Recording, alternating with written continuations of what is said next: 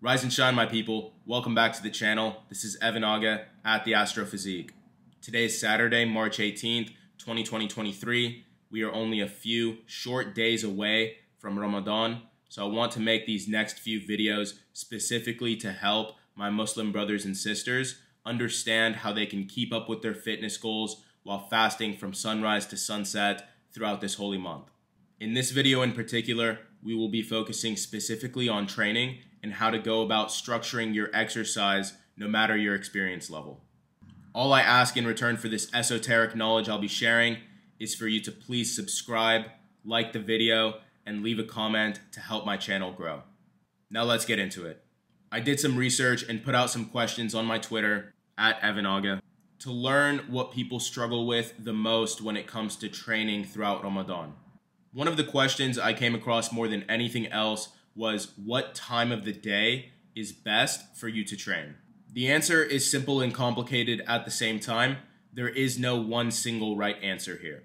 So it depends. The way I see it, you have three options, any of which could be viable for you.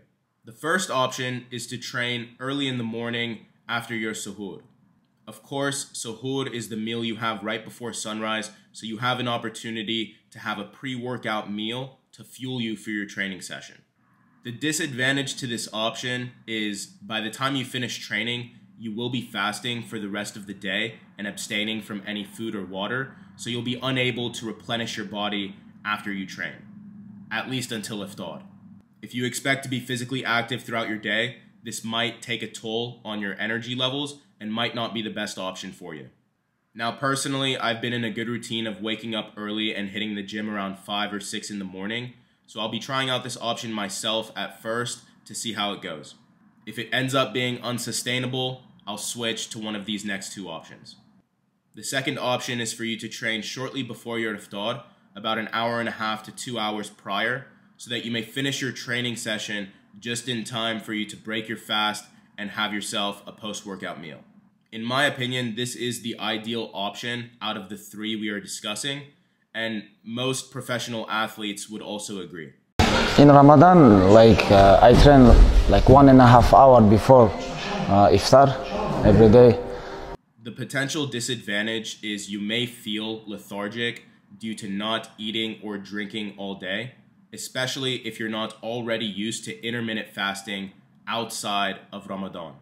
Additionally, you will be hitting the gym at peak hours, so that's also something to consider whether or not you prefer that crowd.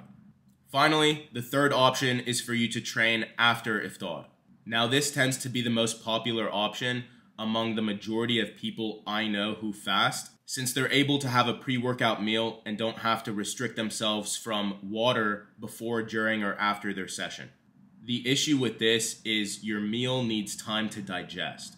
I personally don't like training after a long day and a big meal, plus the fact that training at night can increase your stress hormone and negatively affect your sleep, especially if you go home and eat again right before bed, which is not good for digestion. Some people end up staying up late to avoid this, but then you end up waking up later and later and later and losing valuable hours during the daytime. Those are your best options when it comes to what time of day you should be training.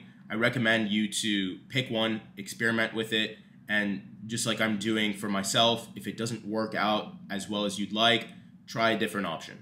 The second question I received quite a bit was, how hard should you be training?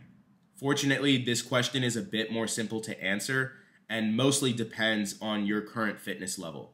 If you're a beginner, I recommend sticking to light exercise so you don't put too much strain on your body when it's already in a delicate state. This can be as simple as incorporating more walks in your daily routine, or maybe a light weightlifting session if you're up for it. If you're already consistent with your training, I recommend sticking to the same level of intensity you're already used to. There's no need to make big adjustments to your routine unless you start to feel like the volume might be too much for you to handle. If anything, cutting out an exercise or two or shaving off a set from every exercise you do perform would be the only adjustment you might need if you feel like the workload is too much. Other than that, intensity should always be based on your experience level and what you're already used to. You always want to challenge yourself.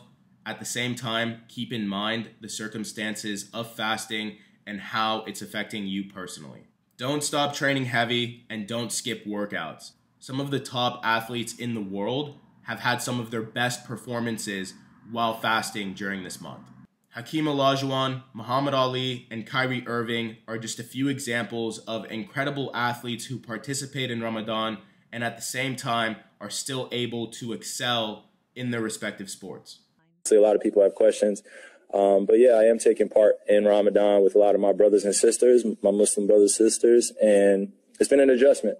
That's really what I can say, just being committed to my service, to God, Allah, and then continuing on. We might not all be professional athletes, but it just goes to show how your body is capable of much more than you might think. During your eating window between sunset and sunrise, make sure you're staying hydrated above all. That has to be your number one priority in order to make the most out of your training throughout this month. That's it for today. I will be doing a separate video focusing specifically on the nutrition aspect of keeping up with your fitness goals while fasting for Ramadan. Make sure you subscribe to my channel so you don't miss that. Thank you all for watching. I wish you all a blessed month, and I'll see you soon. Shoot for the stars.